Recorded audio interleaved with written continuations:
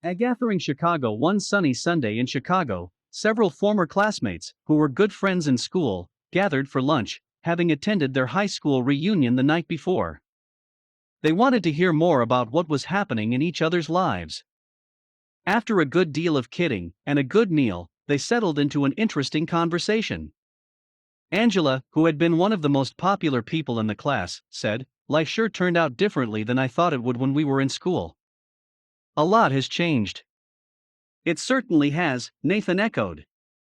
They knew he had gone into his family's business, which had operated pretty much the same, and had been a part of the local community for as long as they could remember. So, they were surprised when he seemed concerned. He asked, "But, have you noticed how we don't want to change when things change?" Carlos said, "I guess we resist changing because we're afraid of change." "Carlos, you were captain of the football team," Jessica said. "I never thought I'd hear you say anything about being afraid." They all laughed as they realized that although they had gone off in different directions from working at home to managing companies, they were experiencing similar feelings. Everyone was trying to cope with the unexpected changes that were happening to them in recent years. And most admitted that they did not know a good way to handle them. Then Michael said, "I used to be afraid of change. When a big change came along in our business, we didn't know what to do. So we didn't adjust, and we almost lost it. That is," he continued, "until I heard a funny little story that changed everything." "How so?" Nathan asked. "Well, the story changed the way I looked at change. From losing something to gaining something, and it showed me how to do it. After that, things quickly improved at work and in my life. At first I was annoyed with the obvious simplicity of the story, because it sounded like something we might have been told in school. Then I realized I was really annoyed with myself for not seeing the obvious and doing what works when things change. When I realized the four characters in the story represented the various parts of myself, I decided who I wanted to act like, and I changed. Later, I passed the story on to some people in our company, and they passed it on to others, and soon our business did much better, because most of us adapted to change better. And like me, many people said it helped them in their personal lives. However, there were a few people who said they got nothing out of it. They either knew the lessons and were already living them, or, more commonly, they thought they already knew everything and didn't want to learn. They couldn't see why so many others were benefiting from it. When one of our senior executives, who was having difficulty adapting, said the story was a waste of time, other people kidded him, saying they knew which character he was in the stories, meaning the one who learned nothing new and did not change. "What's the story?" Angela asked. "It's called Who Moved My Cheese?" The group laughed. "I think I like it already," Carlos said. "Would you tell us the story? Maybe we can get something from it." "Sure," Michael replied. "I'd be happy. It doesn't take long." And so he began. Who moved my cheese? The story UNCE, long ago in a land far away, there lived four little characters who ran through a maze looking for cheese to nourish them and make them happy. Two were mice, named Sniff and Scurry, and two were little people's beings who were as small as mice, but who looked and acted a lot like people today. Their names were Ham and Haw. Due to their small size, it would be easy not to notice what the four of them were doing. But if you looked closely enough, you could discover the most amazing things. Every day the mice and the little people spent time in the maze looking for their own special cheese. The mice, Sniff and Scurry, possessing simple brains and good instincts, searched for the hard-nibbling cheese they liked, as mice often do. The two little people, Ham and Haw, used their complex brains, filled with many beliefs and emotions, to search for a very different kind of cheese with a capital X, which they believed would make them feel happy and successful. As different as the mice and little people were, they shared something in common. Every morning, they each put on their jogging suits and running shoes, left their little homes, and raced out into the maze looking for their favorite cheese. The maze was a labyrinth of corridors and chambers, some containing delicious cheese. But there were also dark corners and blind alleys leading nowhere. It was an easy place for anyone to get lost. However, for those who found their way, the maze held secrets that let them enjoy a better life. The mice, Sniff and Scurry, used the simple trial and error method of finding cheese. They ran down one corridor, and if it proved empty, they turned and ran down another. They remembered the corridors that held no cheese and quickly went into new areas. Sniff would smell out the general direction of the cheese, using his great nose, and Scurry would race ahead. They got lost, as you might expect, went off in the wrong direction, and often bumped into walls. But after a while, they found their way. Like the mice, the two little people, Ham and Haw, also used their ability to think and learn from their past experiences. However, they relied on their complex brains to develop more sophisticated methods of finding cheese. Sometimes they did well, but at other times their powerful human beliefs and emotions took over and clouded the way they looked at things. It made life in the maze more complicated and challenging. Nonetheless, Sniff, Scurry, Ham, and Haw all discovered, in their own way, what they were looking for. They each found their own kind of cheese one day at the end of one of the corridors in Cheese Station C. Every morning after that, the mice and the little people dressed in their running gear and headed over to Cheese Station C. It wasn't long before they each established their own routine. Sniff and Scurry continued to wake early every day and race through the maze, always following the same route. When they arrived at their destination, the mice took off their running shoes, tied them together, and hung them around their necks so they could get to them quickly whenever they needed them again. Then they enjoyed the cheese. In the beginning, Ham and Haw also raced toward Cheese Station C every morning to enjoy the tasty new morsels that awaited them. But after a while, a different routine set in for the little people. Ham and Haw woke each day a little later, dressed a little slower, and walked to Cheese Station C. After all, they knew where the cheese was now and how to get there. They had no idea where the cheese came from, or who put it there. They just assumed it would be there. As soon as Ham and Haw arrived at Cheese Station C each morning, they settled in and made themselves at home. They hung up their jogging suits, put away their running shoes, and put on their slippers. They were becoming very comfortable now that they had found the cheese. "This is great," Ham said. "There's enough cheese here to last us forever." The little people felt happy and successful, and thought they were now secure. It wasn't long before Ham and Haw regarded the cheese they found at Cheese Station C as their cheese. It was such a large store of cheese that they eventually moved their homes to be closer to it, and built a social life around it. To make themselves feel more at home, Ham and Haw decorated the walls with sayings, and even drew pictures of cheese around them which made them smile.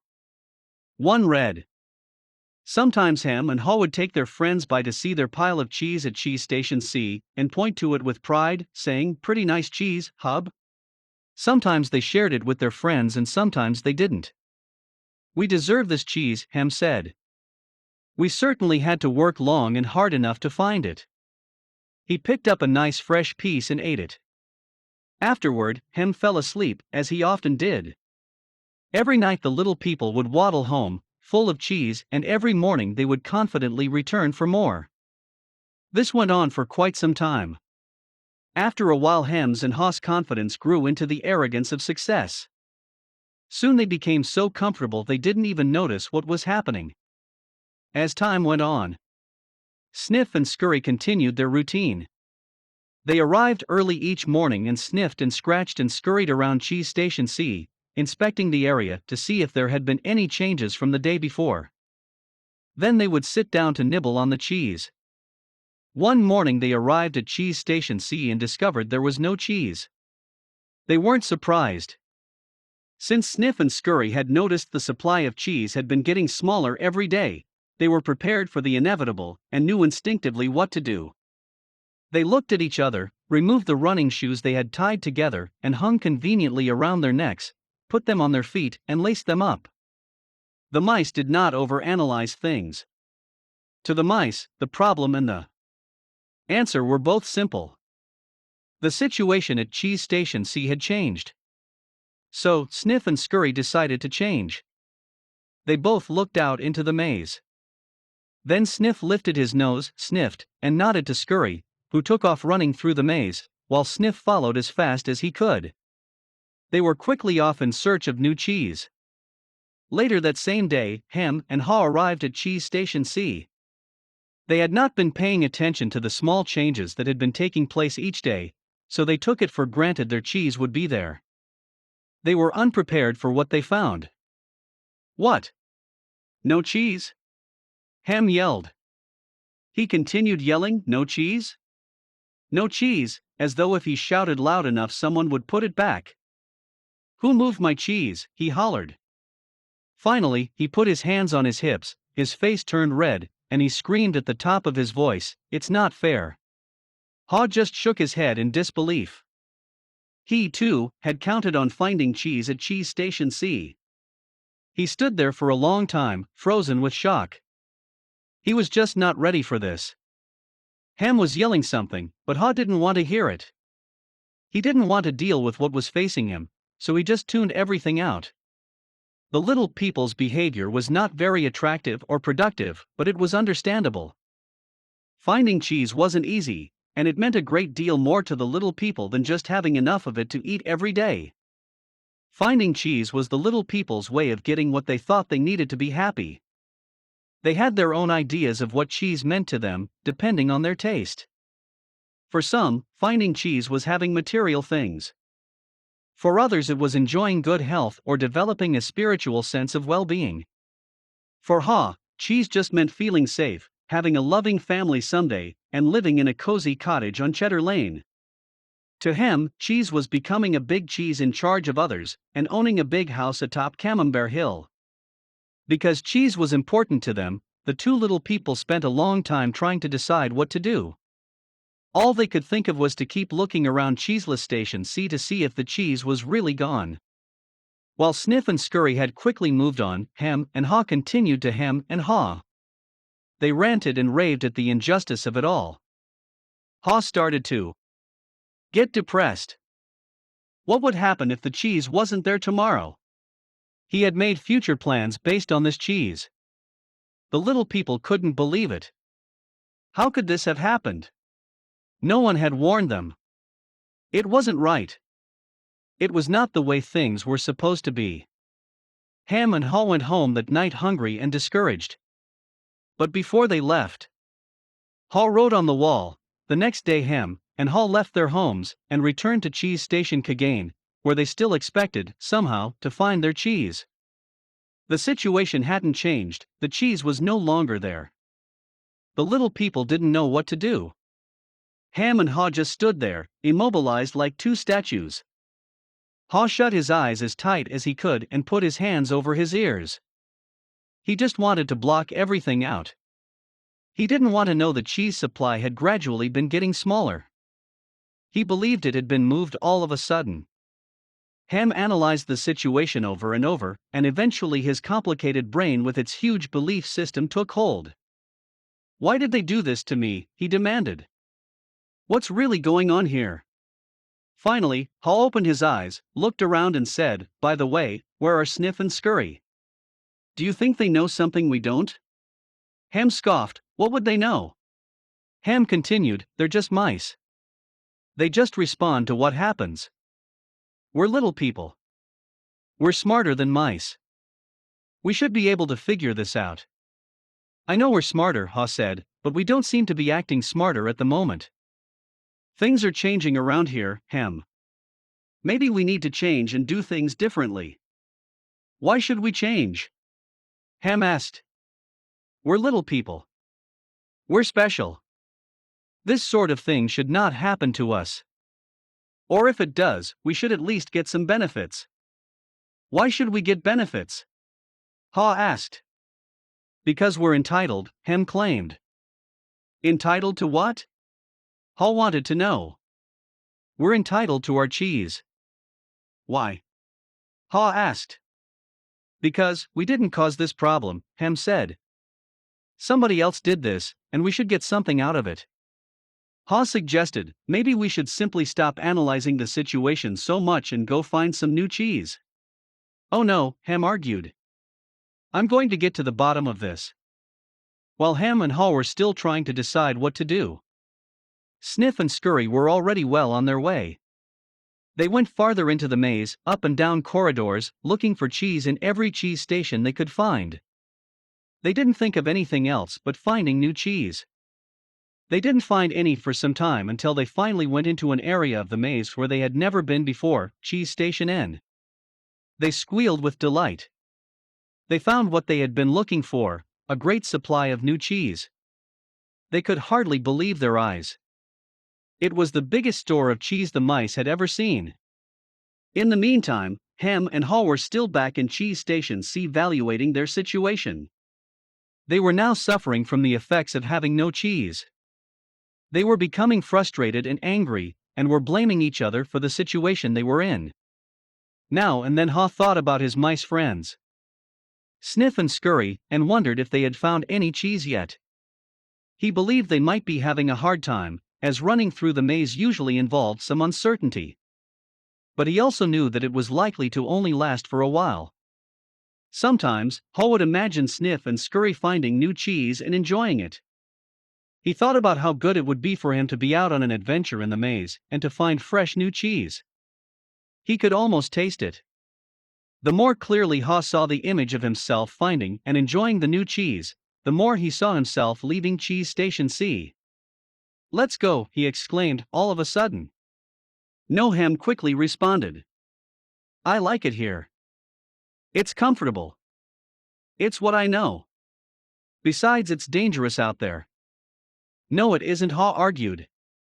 "We've run through many parts of the maze before, and we can do it again." "I'm getting too old for that," Ham said. "And I'm afraid I'm not interested in getting lost and making a fool of myself." "Are you?"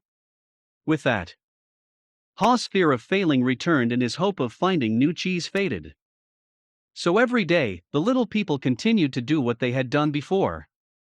They went to Cheese Station C, found no cheese, and returned home, carrying their worries and frustrations with them. They tried to deny what was happening, but found it harder to get to sleep, had less energy the next day, and were becoming irritable.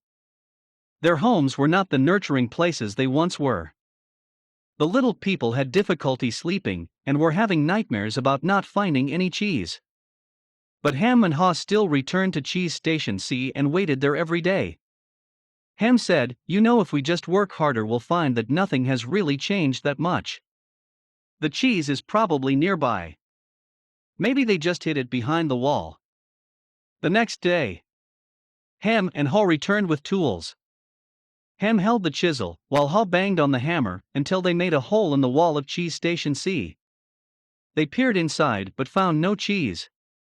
They were disappointed but believed they could solve the problem. So they started earlier, stayed longer, and worked harder. But after a while, all they had was a large hole in the wall. Haw was beginning to realize the difference between activity and productivity. "Maybe," Ham said, "we should just sit here and see what happens. Sooner or later they have to put the cheese back." Haw wanted to believe that. So each day he went home to rest and returned reluctantly with Ham to Cheese Station C. But cheese never reappeared.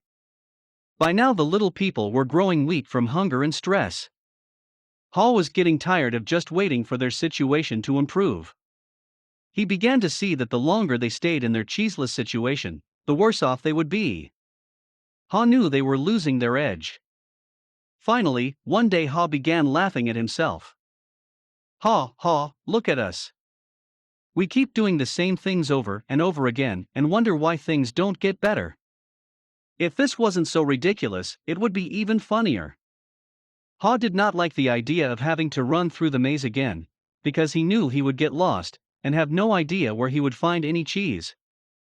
But he had to laugh at his folly when he saw what his fear was doing to him. He asked him, "Where did we put our running shoes?" It took a long time to find them because they had put everything away when they found their cheese at Cheese Station C, thinking they wouldn't be needing them anymore. As Hem saw his friend getting into his running gear, he said, "You're not really going out into the maze again, are you? Why don't you just wait here with me until they put the cheese back?" "Because you just don't get it," Haw said. "I didn't want to see it either, but now I realize they're never going to put yesterday's cheese back. It's time to find new cheese." Ham argued, "But what if there is no cheese out there? Or even if there is, what if you don't find it?"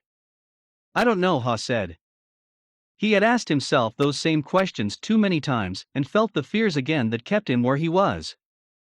He asked himself, where am I more likely to find cheese here or in the maze? He painted a picture in his mind. He saw himself venturing out into the maze with a smile on his face. While this picture surprised him, it made him feel good. He saw himself getting lost now and then in the maze, but felt confident he would eventually find new cheese out there and all the good things that came with it. He gathered his courage. Then he used his imagination to paint the most believable picture he could. With the most realistic details of him finding and enjoying the taste of new cheese.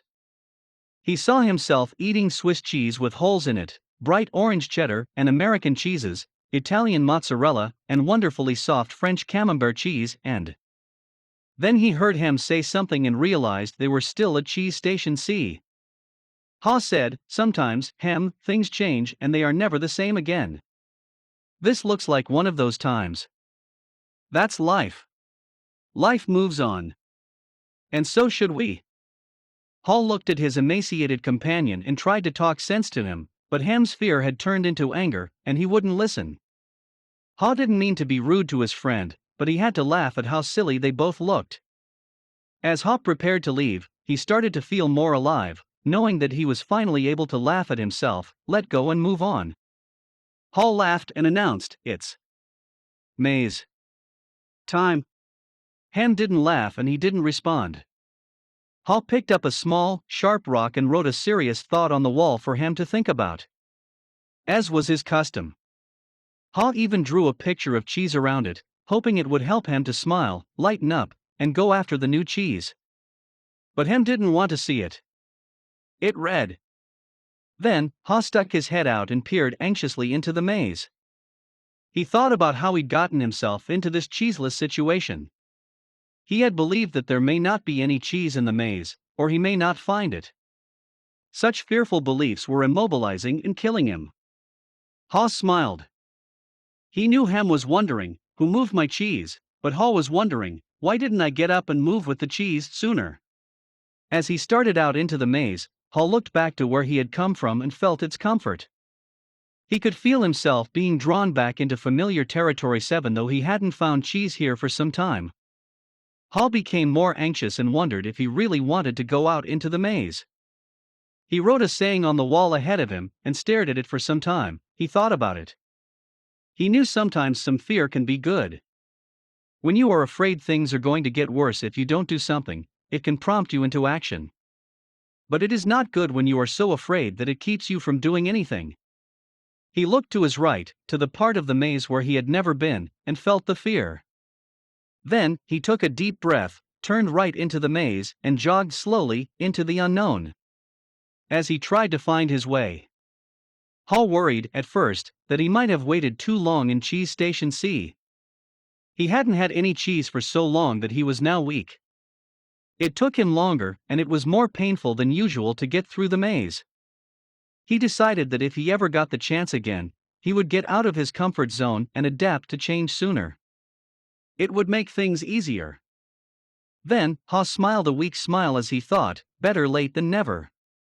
During the next several days, Haw found a little cheese here and there, but nothing that lasted very long. He had hoped to find enough cheese to take some back to Ham and encourage him to come out into the maze. But Haw didn't feel confident enough yet. He had to admit he found it confusing in the maze. Things seemed to have changed since the last time he was out here. Just when he thought he was getting ahead, he would get lost in the corridors. It seemed his progress was 2 steps forward and 1 step backward. It was a challenge, but he had to admit that being back in the maze, hunting for cheese, wasn't nearly as bad as he feared it might be. As time went on, he began to wonder if it was realistic for him to expect to find new cheese. He wondered if he had bitten off more than he could chew. Then he laughed, realizing that he had nothing to chew on at that moment. Whenever he started to get discouraged, he reminded himself that what he was doing, as uncomfortable as it was at the moment, was in reality much better than staying in the cheeseless situation. He was taking control, rather than simply letting things happen to him. Then he reminded himself, if Sniff and Scurry could move on, so could he. Later, as Hall looked back on things, he realized that the cheese at Cheese Station C had not just disappeared overnight, as he had once believed. The amount of cheese that had been there toward the end had been getting smaller, and what was left had grown old. It didn't taste as good. Mold may even have begun to grow on the old cheese, although he hadn't noticed it. He had to admit, however, that if he had wanted to, he probably could have seen what was coming. But he didn't. Ha now realized that the change probably would not have taken him by surprise if he had been watching what was happening all along, and if he had anticipated change. Maybe that's what Sniff and Scurry had been doing. He decided he would stay more alert from now on. He would expect change to happen and look for it. He would trust his basic instincts to sense when change was going to occur, and be ready to adapt to it. He stopped for a rest and wrote on the wall of the maze. Sometime later, after not finding cheese for what seemed like a long time, Hall finally came across a huge cheese station, which looked promising.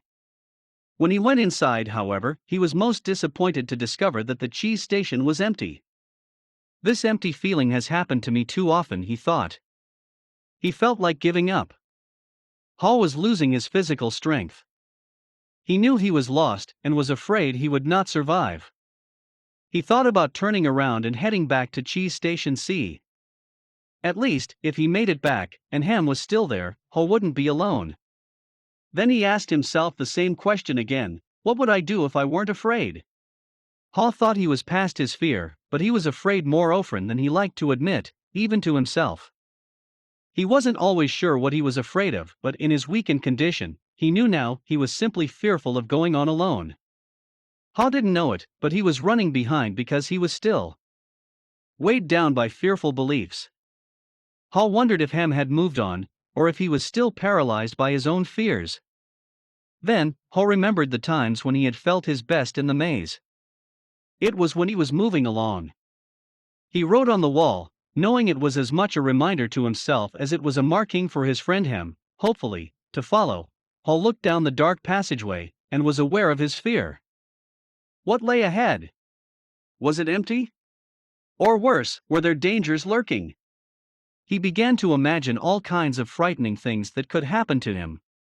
He was scaring himself to death. Then he laughed at himself.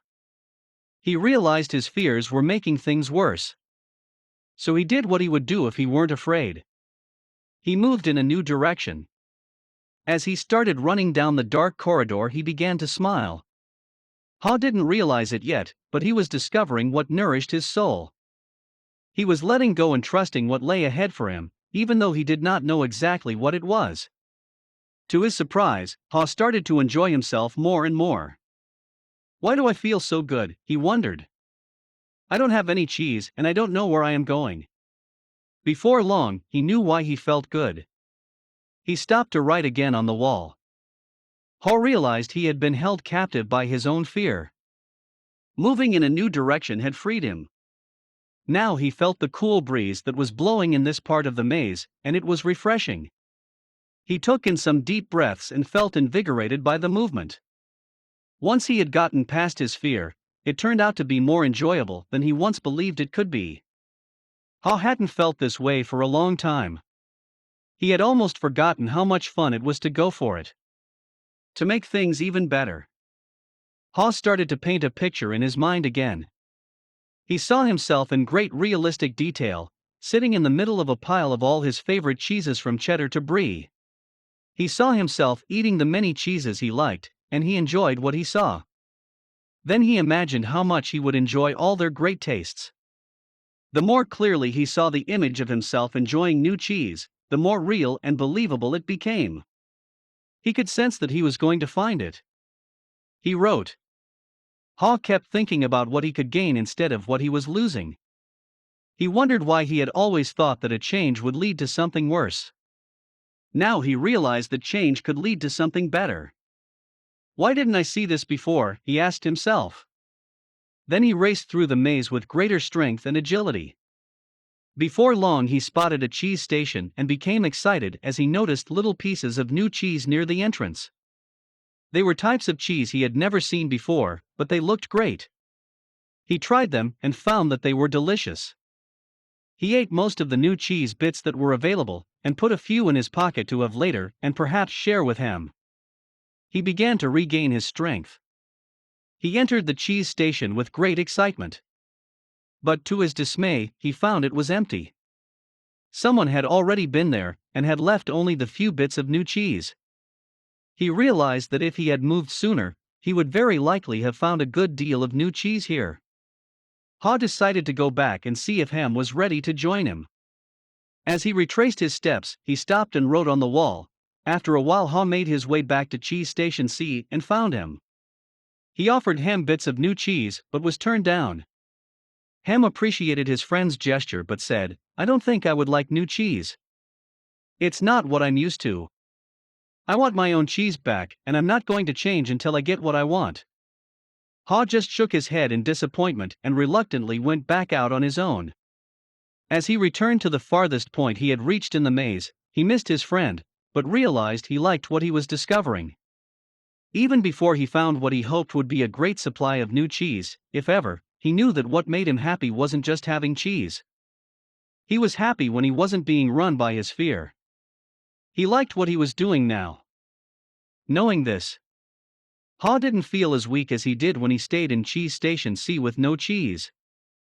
Just realizing he was not letting his fear stop him, and knowing that he had taken a new direction, nourished him and gave him strength. Now he felt that it was just a question of time before he found what he needed. In fact, he sensed he had already found what he was looking for.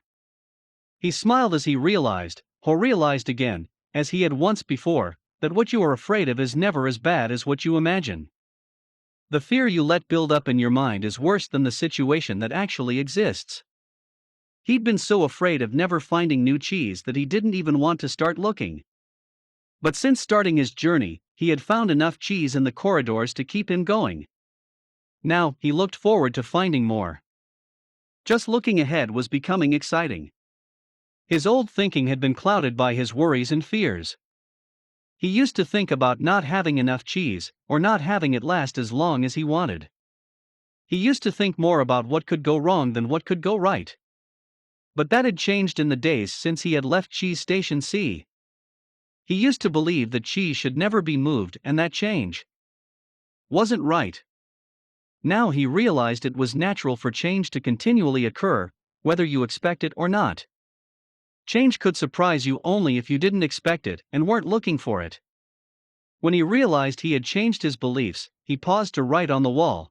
Haw hadn't found any cheese yet, but as he ran through the maze, he thought about what he had already learned. Haw now realized that his new beliefs were encouraging new behaviors. He was behaving differently than when he kept returning to the same cheeseless station. He knew that when you change what you believe, you change what you do. You can believe that a change will harm you and resist it. Or you can believe that finding new cheese will help you and embrace the change. It all depends on what you choose to believe. He wrote on the wall. Haw knew he would be in better shape now if he had dealt with the change much sooner and left Cheese Station C earlier. He would feel stronger in body and spirit, and he could have coped better with the challenge of finding new cheese. In fact, he probably would have found it by now if he had expected change, rather than wasting time denying that the change had already taken place. He used his imagination again, and saw himself finding and savoring new cheese. He decided to proceed into the more unknown parts of the maze, and found little bits of cheese here and there. Haw began to regain his strength and confidence. As he thought back on where he had come from, Haw was glad he had written on the wall in many places. He trusted that it would serve as a marked trail for Ham to follow through the maze, if he ever chose to leave Cheese Station C. Haw just hoped he was heading in the right direction. He thought about the possibility that Ham would read the handwriting on the wall and find his way. He wrote on the wall what he had been thinking about for some time. By now, Haw had let go of the past and was adapting to the present. He continued on through the maze with greater strength and speed. And before long, it happened. When it seemed like he had been in the maze forever, his journeys, or at least this part of his journey, ended quickly and happily. Haw proceeded along a corridor that was new to him, rounded a corner, and found new cheese at Cheese Station N. When he went inside, he was startled by what he saw. Piled high everywhere was the greatest supply of cheese he had ever seen. He didn't recognize all that he saw, as some kinds of cheese were new to him. Then he wondered for a moment whether it was real or just his imagination, until he saw his old friends Sniff and Scurry. Sniff welcomed Haw with a nod of his head, and Scurry waved his paw. Their fat little bellies showed that they had been here for some time. Haw quickly said his hellos and soon took bites of every one of his favorite cheeses. He pulled off his shoes, tied the laces together, and hung them around his neck in case he needed them again. Sniff and Scurry laughed. They nodded their heads in admiration. Then Haw jumped into the new cheese. When he had eaten his fill, he lifted a piece of fresh cheese and made a toast. Hooray for change! As Haw enjoyed the new cheese, he reflected on what he had learned. He realized that when he had been afraid to change, he had been holding on to the illusion of old cheese that was no longer there. So what was it that made him change? Was it the fear of starving to death? Haw smiled as he thought it certainly helped. Then he laughed and realized that he had started to change as soon as he had learned to laugh at himself and at what he had been doing wrong. He realized the fastest way to change is to laugh at your own follies, then you can let go and quickly move on. He knew he had learned something useful about moving on from his mice friends, Sniff and Scurry. They kept life simple. They didn't overanalyze or overcomplicate things. When the situation changed and the cheese had been moved, they changed and moved with the cheese. He would remember that. Haw had also used his wonderful brain to do what little people do better than mice. He envisioned himself in realistic details finding something better, much better. He reflected on the mistakes he had made in the past and used them to plan for his future. He knew that you could learn to deal with change. You could be more aware of the need to keep things simple, be flexible, and move quickly. You did not need to overcomplicate matters or confuse yourself with fearful beliefs. You could notice when the little changes began so that you would be better prepared for the big change that might be coming. He knew he needed to adapt faster, for if you do not adapt in time, you might as well not adapt at all. He had to admit that the biggest inhibitor to change lies within yourself, and that nothing gets better until you change. Perhaps most importantly, he realized that there is always new cheese out there whether you recognize it at the time or not. And that you are rewarded with it when you go past your fear and enjoy the adventure. He knew some fear should be respected, as it can keep you out of real danger. But he realized most of his fears were irrational and had kept him from changing when he needed to. He didn't like it at the time, but he knew that the change had turned out to be a blessing in disguise as it led him to find better cheese. He had even found a better part of himself. As Haw recalled what he had learned, he thought about his friend Hem. He wondered if Hem had read any of the sayings Haw had written on the wall at Cheese Station C and throughout the maze. Had Hem ever decided to let go and move on? Had he ever entered the maze and discovered what could make his life better? Or was Hem still hemmed in because he would not change? Haw thought about going back again to Cheese Station C to see if he could find Hem, assuming that Haw could find his way back there. If he found Hem, he thought he might be able to show him how to get out of his predicament. But Haw realized that he had already tried to get his friend to change. Hem had to find his own way, beyond his comforts and past his fears. No one else could do it for him, or talk him into it. He somehow had to see the advantage of changing himself. Haw knew he had left a trail for Hem, and that he could find his way, if he could just read the handwriting on the wall. He went over and wrote down a summary of what he had learned on the largest wall of Cheese Station N. He drew a large piece of cheese around all the insights he had become aware of, and smiled as he looked at what he had learned. Haw realized how far he had come since he had been with Hem in Cheese Station C, but knew it would be easy for him to slip back if he got too comfortable. So, each day he inspected Cheese Station N to see what the condition of his cheese was. He was going to do whatever he could to avoid being surprised by unexpected change. While Haw still had a great supply of cheese, he often went out into the maze and explored new areas to stay in touch with what was happening around him. He knew it was safer to be aware of his real choices than to isolate himself in his comfort zone. Then, Haw heard what he thought was the sound of movement out in the maze. As the noise grew louder, he realized that someone was coming. Could it be that Ham was arriving? Was he about to turn the corner? Ha said a little prayer and hoped as he had many times before us that maybe, at last, his friend was finally able to. A discussion later that same day when Michael finished telling the story, he looked around the room and saw his former classmates smiling at him. Several thanked him and said they got a good deal out of the story. Nathan asked the group, "What would you think of getting together later and maybe discussing it?" Most of them said they would like to talk about it, and so they arranged to meet later for a drink before dinner.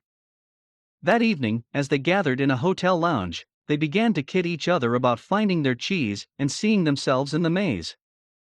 Then Angela asked the group good-naturedly, "So, who were you in the story? Sniff, Scurry, Ham or Haw?" Carlos answered, "Well, I was thinking about that this afternoon. I clearly remember a time before I had my sporting goods business, when I had a rough encounter with change. I wasn't Sniff's one, didn't sniff out the situation and see the change early. And I certainly wasn't Scurry's one, didn't go into action immediately. I was more like him, who wanted to stay in familiar territory. The truth is, I didn't want to deal with the change. I didn't even want to see it." Michael, who felt like no time had passed since he and Carlos were close friends in school, asked, "What are we talking about here, buddy?" Carlos said, "An unexpected change of jobs." Michael laughed. "You were fired?" "Well, let's just say I didn't want to go out looking for new cheese. I thought I had a good reason why change shouldn't happen to me. So, I was pretty upset at the time." Some of their former classmates who had been quiet in the beginning felt more comfortable now and spoke up, including Frank, who had gone into the military. "Ham reminds me of a friend of mine," Frank said. "His department was closing down, but he didn't want to see it. They kept relocating his people. We all tried to talk to him about the many other opportunities that existed in the company for those who wanted to be flexible, but he didn't think he had to change. He was the only one who was surprised when his department closed. Now, he's having a hard time adjusting to the change he didn't think should happen." Jessica said, "I didn't think it should happen to me either, but my cheese has been moved more than once, especially in my personal life, but we can get to that later." Many in the group laughed, except Nathan. "Maybe that's the whole point," Nathan said. "Change happens to all of us." He added, "I wish my family had heard the cheese story before this. Unfortunately, we didn't want to see the changes coming in our business, and now it's too late. We're having to close many of our stores." That surprised many in the group, because they thought Nathan was lucky to be in a secure business he could depend on, year after year. "What happened?" Jessica wanted to know. "Our chain of small stores suddenly became old-fashioned when the megastore came to town with its huge inventory and low prices. We just couldn't compete with that. I can see now that instead of being like Sniff and Scurry, we were like him. We stayed where we were and didn't change. We tried to ignore what was happening, and now we are in trouble. We could have taken a couple of lessons from Haas because we certainly couldn't laugh at ourselves and change what we were doing." Laura, who had become a successful businesswoman, had been listening, but had said very little until now. "I thought about the story this afternoon too," she said. "I wondered how I could be more like Haw and see what I'm doing wrong, laugh at myself, change and do better." She said, "I'm curious. How many here are afraid of change?" No one responded, so she suggested, "How about a show of hands?" Only one hand went up. "Well, it looks like we've got one honest person in our group," she said. And then continued, "Maybe you'll like this next question better. How many here think other people are afraid of change?" Practically everyone raised their hands. Then they all started laughing. "What does that tell us?" "Denial," Nathan answered. "Sure," Michael admitted. "Sometimes we're not even aware that we're afraid." I wasn't. When I first heard the story, I loved the question, "What would you do if you weren't afraid?" Then Jessica added, "Well, what I got from the story is that change is happening everywhere, and that I will do better when I can adjust to it quickly." I remember years ago when our company was selling our encyclopedia as a set of more than 20 books. One person tried to tell us that we should put our whole encyclopedia on a single computer disk and sell it for a fraction of the cost. It would be easier to update, would cost us so much less to manufacture, and so many more people could afford it. But we all resisted. Why did you resist? Nathan asked.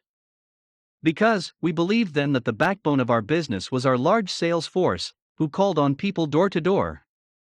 Keeping our sales force depended on the big commissions they earned from the high price of our product. We had been doing this successfully for a long time and thought it would go on forever. Laura said, maybe that's what it meant in the story about Hem and Haw's arrogance of success. They didn't notice they needed to change what had once been working. Nathan said, so you thought your old cheese was your only cheese? Yes, and we wanted to hang on to it. When I think back on what happened to us, I see that it's not just that they moved the cheese, but that the cheese has a life of its own and eventually runs out. Anyway, we didn't change. But a competitor did, and our sales fell badly. We've been going through a difficult time. Now, another big technological change is happening in the industry, and no one at the company seems to want to deal with it. It doesn't look good. I think I could be out of a job soon. It's May's time. Carlos called out. Everyone laughed, including Jessica. Carlos turned to Jessica and said, it's good that you can laugh at yourself. Frank offered, that's what Slash got out of the story. I tend to take myself too seriously. I noticed how Haw changed when he could finally laugh at himself and at what he was doing. No wonder he was called Haw. The group groaned at the obvious play on words. Angela asked, do you think that Hem ever changed and found new cheese? Elaine said, I think he did. I don't, Corey said. Some people never change, and they pay a price for it. I see people like Hem in my medical practice. They feel entitled to their cheese. They feel like victims when it's taken away and blame others. They get sicker than people who let go and move on. Then Nathan said quietly, as though he was talking to himself, I guess the question is, what do we need to let go of and what do we need to move on to? No one said anything for a while. I must admit, Nathan said, I saw what was happening with stores like ours in other parts of the country, but I hoped it wouldn't affect us. I guess it's a lot better to initiate change while you can than it is to try to react and adjust to it. Maybe we should move our own cheese. What do you mean? Frank asked.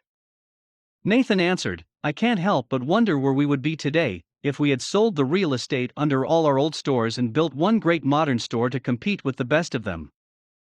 Laura said, maybe that's what Haw meant when he wrote on the wall savor the adventure and move with the cheese. Frank said, I think some things shouldn't change. For example, I want to hold on to my basic values.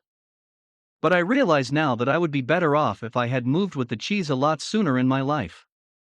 Well, Michael, it was a nice little story, Richard, the class skeptic said, but how did you actually put it into use in your company? The group didn't know it yet, but Richard was experiencing some changes himself. Recently separated from his wife, he was now trying to balance his career with raising his teenagers. Michael replied, I thought my job was just to manage the daily problems as they came up when what I should have been doing was looking ahead and paying attention to where we were going. And boy did I manage those problems 24 hours a day. I wasn't a lot of fun to be around. I was in a rat race, and I couldn't get out. Laura said, so you were managing when you needed to be leading. Exactly, Michael said. Then when I heard the story of who moved my cheese, I realized my job was to paint a picture of new cheese that we would all want to pursue, so we could enjoy changing and succeeding, whether it was at work or in life. Nathan asked, what did you do at work? Well, when I asked people in our company who they were in the story, I saw we had every one of the 4 characters in our organization. I came to see that the Sniffs, Scurries, Hams and Haws each needed to be treated differently. Our Sniffs could sniff out changes in the marketplace, so they helped us update our corporate vision. They were encouraged to identify how the changes could result in new products and services our customers would want. The Sniffs loved it and told us they enjoyed working in a place that recognized change and adapted in time. Our Scurries liked to get things done, so they were encouraged to take actions based on the new corporate vision. They just needed to be monitored so they didn't scurry off in the wrong direction. They were then rewarded for actions that brought us new cheese. They liked working in a company that valued action and results. What about the hams and haws? Angela asked. Unfortunately, the hams were the anchors that slowed us down, Michael answered. They were either too comfortable or too afraid to change. Some of our hams changed only when they saw the sensible vision we painted that showed them how changing would work to their advantage. Our hams told us they wanted to work in a place that was safe, so the change needed to make sense to them and increase their sense of security. When they realized the real danger of not changing, some of them changed and did well. The vision helped us turn many of our hams into haws. What did you do with the hams who didn't change? Frank wanted to know. We had to let them go, Michael said sadly. We wanted to keep all our employees, but we knew if our business didn't change quickly enough, we would all be in trouble. Then he said, the good news is that while our haws were initially hesitant, they were open-minded enough to learn something new, act differently, and adapt in time to help us succeed. They came to expect change and actively look for it. Because they understood human nature, they helped us paint a realistic vision of new cheese that made good sense to practically everyone. They told us they wanted to work in an organization that gave people the confidence and tools to change. And they helped us keep our sense of humor as we went after our new cheese. Richard commented, "You got all that from a little story?" Michael smiled. It wasn't the story, but what we did differently based on what we took from it. Angela admitted, I'm a little bit like him, so for me, the most powerful part of the story was when Hall laughed at his fear and went on to paint a picture in his mind where he saw himself enjoying new cheese. It made going into the maze less fearful and more enjoyable. And he eventually got a better deal. That's what I want to do more often. Frank grinned. So even hams can sometimes see the advantage of changing. Carlos laughed, like the advantage of keeping their jobs. Angela added, or even getting a good raise. Richard, who had been frowning during the discussion, said, my manager's been telling me our company needs to change. I think what she's really telling me is that /need to, but I haven't wanted to hear it. I guess I never really knew what the new cheese was that she was trying to move us to. Or how I could gain from it. A slight smile crossed Richard's face as he said, I must admit I like this idea of seeing new cheese and imagining yourself enjoying it. It lightens everything up. When you see how it can make things better, you get more interested in making the change happen. Maybe I could use this in my personal life, he added. My children seem to think that nothing in their lives should ever change. I guess they're acting like Hem's theory angry. They're probably afraid of what the future holds. Maybe Haventy painted a realistic picture of new cheese for them. Probably because I don't see it myself. The group was quiet as several people thought about their own lives. Well, Jessica said, most people here have been talking about jobs, but as I listened to the story, I also thought about my personal life. I think my current relationship is old cheese that has some pretty serious mold on it. Corey laughed in agreement. Me too. I probably need to let go of a bad relationship. Angela countered, or perhaps the old cheese is just old behavior. What we really need to let go of is the behavior that is the cause of our bad relationships. And then move on to a better way of thinking and acting. Ouch. Corey reacted. Good point. The new cheese is a new relationship with the same person. Richard said, I'm beginning to think there is more to this than I thought. I like the idea of letting go of old behavior instead of letting go of the relationship. Repeating the same behavior will just get you the same results. As far as work goes, maybe instead of changing jobs, I should be changing the way I am doing my job. I'd probably have a better position by now if I did. Then Becky, who lived in another city, but had returned for the reunion, said, as I was listening to the story and to everyone's comments here, I've had to laugh at myself. I've been like Hem for so long, hemming and hawing and afraid of change. I didn't realize how many other people did this as well. I'm afraid I've passed it on to my children without even knowing it. As I think about it, I realize change really can lead you to a new and better place, although you're afraid it won't at the time. I remember a time when our son was a sophomore in high school. My husband's job required us to move from Illinois to Vermont, and our son was upset because he had to leave his friends. He was a star swimmer, and the high school in Vermont had no swim team. So, he was angry with us for making him move. As it turned out, he fell in love with the Vermont mountains, took up skiing, skied on his college team, and now lives happily in Colorado. If we had all enjoyed this cheese story together, over a cup of hot chocolate, we could have saved our family a lot of stress. Jessica said, "I'm going home to tell my family this story. I'll ask my children who they think I am, sniff, scurry, ham, or hosen, who they feel they are. We could talk about what we feel our family's old cheese is and what our new cheese could be." "That's a good idea," Richard said, surprising every Onesivan himself. Frank then commented, "I think I'm going to be more like Haw and move with the cheese and enjoy it. And I'm going to pass this story along to my friends who are worried about leaving the military and what the change might mean to them. It could lead to some interesting discussions." Michael said, "Well, that's how we improved our business. We had several discussions about what we got from the cheese story and how we could apply it to our situation. It was great because we had language that was fun for us to use to talk about how we were dealing with change. It was very effective, especially as it spread deeper into the company." Nathan asked, "What do you mean by deeper?" "Well, the further we went into our organization, the more people we found who